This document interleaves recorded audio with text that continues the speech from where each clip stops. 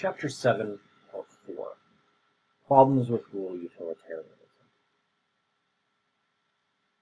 Rule utilitarianism yields some encouraging results, but it also runs into some difficulties. We're going to look at several of these difficulties now. However, keep in mind that our discussion won't necessarily exhaust all of rule utilitarianism's problems. Problem 1. Dilemmas. One problem arises precisely because rule utilitarianism generates rules. If right kinds of acts are determined by rules, what should we do when circumstances bring rules into mutual conflict?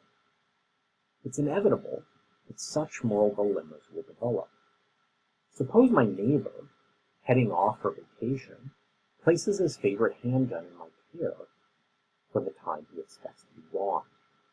I dutifully promise to return it to him as soon as he asks for it back. Later that evening, the same neighbor gets into a loud argument with his father-in-law and suddenly comes storming to my door, demanding his gun back. What should I do? I ought to return his gun because of the rule that I keep my promises. Yet rule utilitarianism presumably supports another rule to the effect that I should act to protect the lives of innocent persons when I can readily do so. Under this rule, I should refuse to return the gun for fear of a tragedy that may ensue given my neighbor's present state. Either way, I'm forced to violate a moral rule. Rule utilitarianism has thus placed me in a moral predicament, something act utilitarianism can never do. Now, here's a few responses to the problem about dilemmas. Although this problem may look pretty serious, most rule utilitarians believe that the theory can be easily patched up to handle it. The usual recommendation is that when rules come into direct conflict, you should revert to an act utilitarian procedure to determine what should be done. In the previous example, for instance, I should act so as to achieve the greatest overall utility, or to avoid the greatest disutility, keeping a gun from my neighbor until he calms down.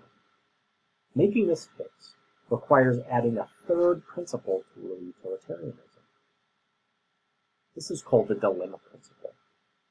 The dilemma principle says, when circumstances place two or more moral rules in conflict, the morally right act for those circumstances is that act which will produce the greatest overall utility.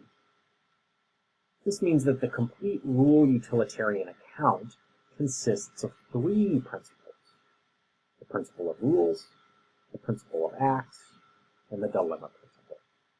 So to review, the new definition for rule utilitarianism is three principles. Rule utilitarianism has three fundamental principles: the principle of rules. A morally right rule or practice is one that would promote significantly greater overall utility if widely followed than if it didn't exist. The principle of acts.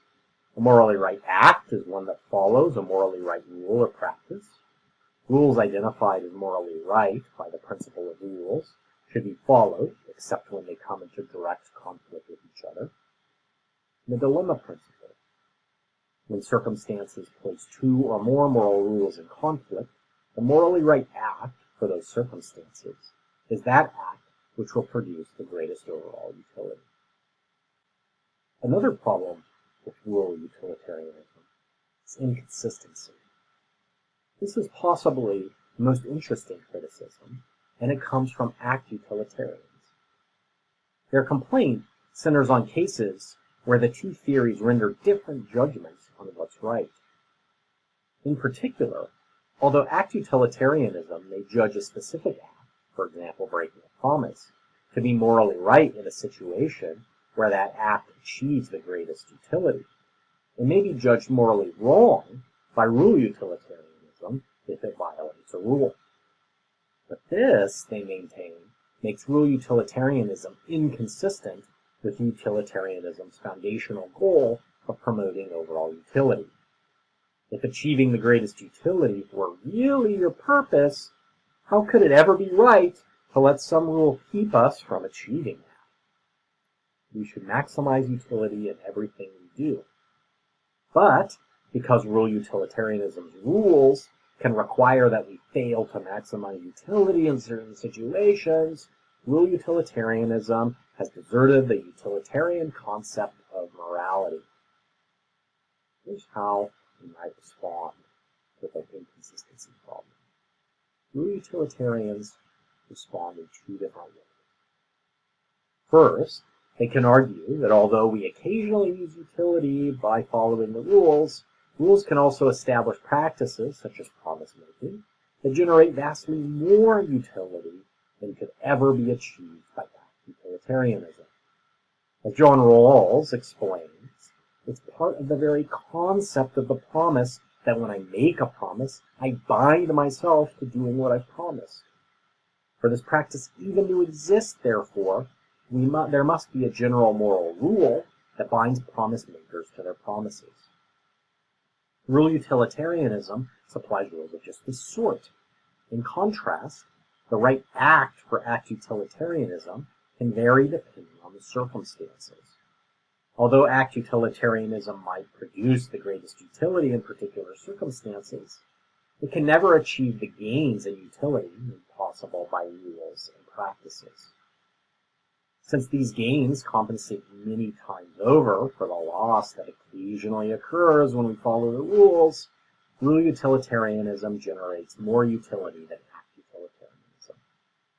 If our goal is truly to maximize utility, then rule utilitarianism wins hands down.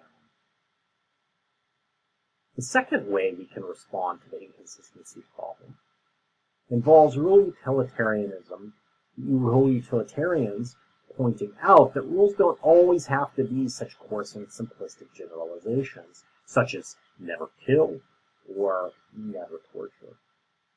Nothing in rule utilitarianism keeps us from fine-tuning such rules.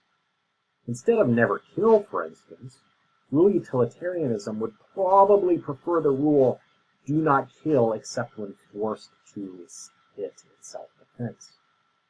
Similarly, instead of never torture, rule utilitarianism might add qualifications that yield the rule do not torture a person unless that's the only way to extract the information needed to save a great many people.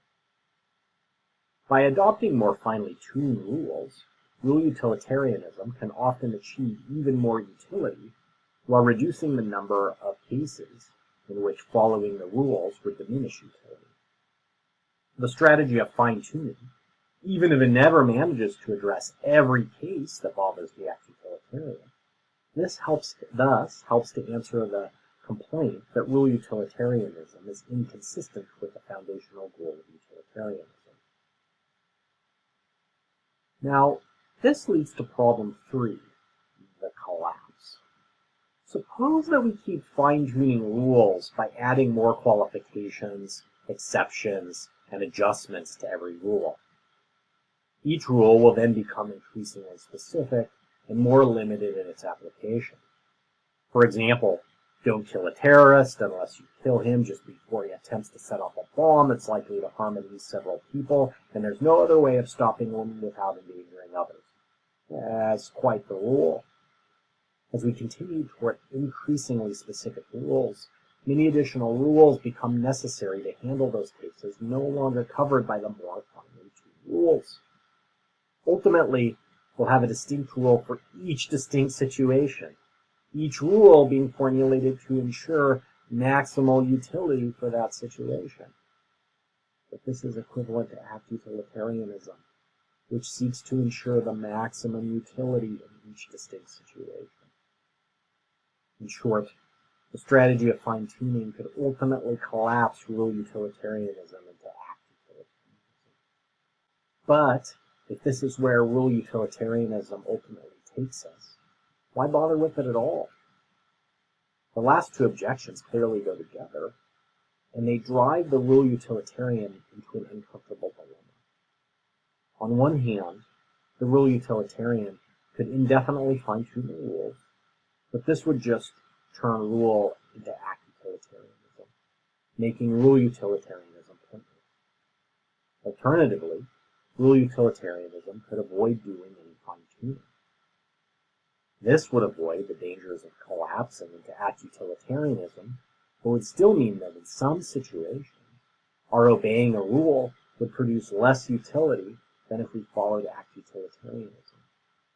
This dilemma, and the collapse objection in particular, has been viewed by many as fatal to rule utilitarianism. However, there is a response, and it's an interesting response. Real utilitarianism is concerned with the utility produced by its rules, but having to deal with a large number of very complex, finely tuned rules does not promote utility. So it follows, then, that there will be a greater utility when there aren't too many moral rules, and when these rules are kept fairly simple and straightforward. This gives rule utilitarianism a natural stopping point for fine-tuning. Once fine-tuning starts to generate too many complex rules, they become impracticable. From that point on, further fine-tuning would create more disutility than utility, so should cease. This allows rule utilitarianism to avoid collapsing into act utilitarianism, which in turn allows it to sidestep this dilemma. So what do you think? What do you think of these problems with rule utilitarianism? And what do you think of each of the responses? Can you think of any other problems with rule utilitarianism? And how might someone respond to these problems that you've come up with?